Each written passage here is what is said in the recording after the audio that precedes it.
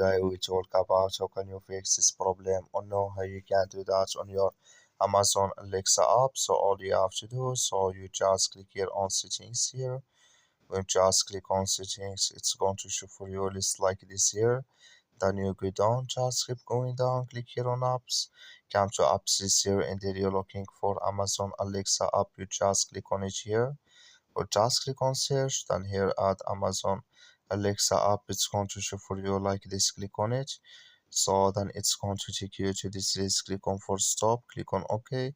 Then you go down, you just click on storage, come to storage list here, just click on clear cache. Then all you have to do, so you just go to your Play Store, click on it here.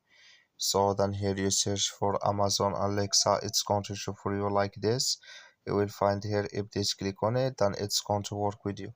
That's all you have to do. Thank you for watching. Don't forget to support us by liking, subscribe.